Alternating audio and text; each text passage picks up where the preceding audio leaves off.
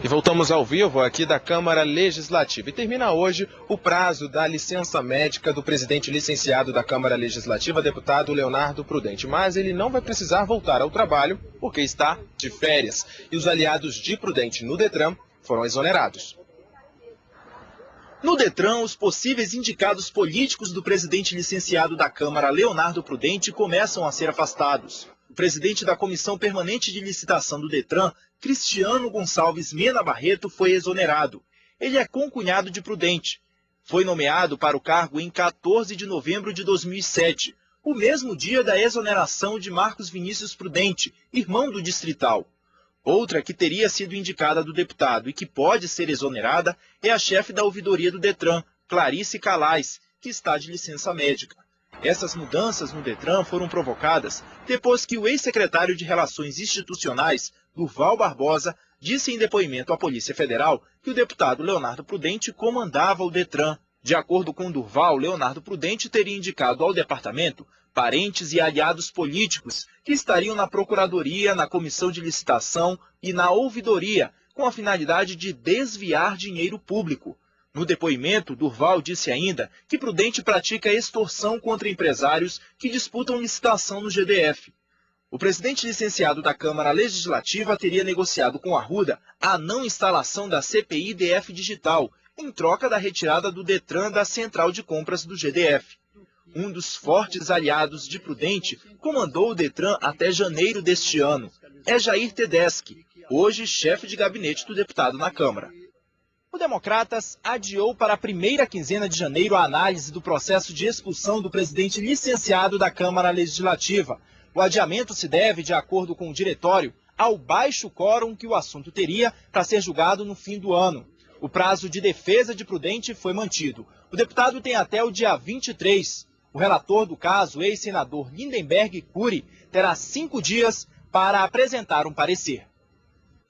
A exoneração do procurador citado na reportagem foi no dia 30 de outubro. Leonardo Prudente não foi localizado. E o Democratas descobriu ontem que o governador José Roberto Arruda não havia se desfiliado do partido. Para se desfiliar, Arruda teria que apresentar uma carta ao Diretório Regional e à Justiça Eleitoral. Mas até ontem, o prazo final para formalizar a denúncia, nada foi feito. Então, o secretário do partido, o advogado do partido, aliás, se comunicou à Justiça Eleitoral a desfiliação de José Roberto Arruda. Voltamos ao estúdio. Obrigada, Fred. Há 20 dias, manifestações contra a corrupção e pelo impeachment do governador se espalham pela capital do país. Manifestantes insistem em pedir punições e cobrar da Câmara Legislativa providências para que não haja pizza no panetone. Manifestações, protestos. O primeiro foi na Câmara Legislativa, justamente com o objetivo de não deixar a Câmara parar os processos, as investigações. Estudantes ocuparam o plenário. Ficaram acampados por 6 dias. Com ou sem partido, todos pediam o fim da corrupção. No gramado do Congresso, mais de 500 manifestantes e um único pedido: a saída do governador, do vice e de todos os envolvidos no escândalo.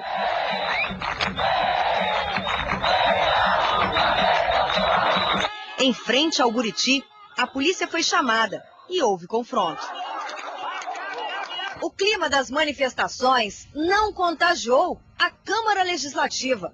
As férias dos deputados distritais caíram como um balde de água fria na crise.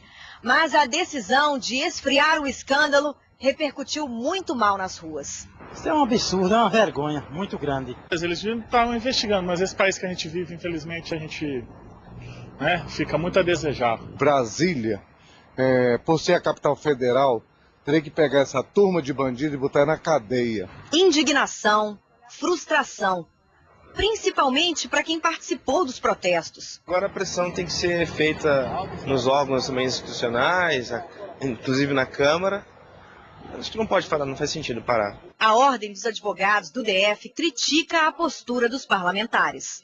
Olha, é lamentável que a decisão da Câmara Legislativa de entrar em férias e voltar apenas em janeiro, sem sequer ter dado início ao processo de impeachment contra o governador do Distrito Federal. Sequer foi aberto o contraditório. Então imagine-se que em janeiro abre-se o contraditório e esse processo será julgado, se a Câmara assim permitir, após o Carnaval. Assim como as imagens falam por si, estes fatos falam por si. A maioria dos distritais foi almoçar com o governador, volta para a Câmara e decide entrar em férias como se não houvesse a maior corrupção, o maior escândalo contagiante deste país. E depois aprova 505 milhões para as empresas que estavam abastecendo o esquema. Um escárnio ao contribuinte.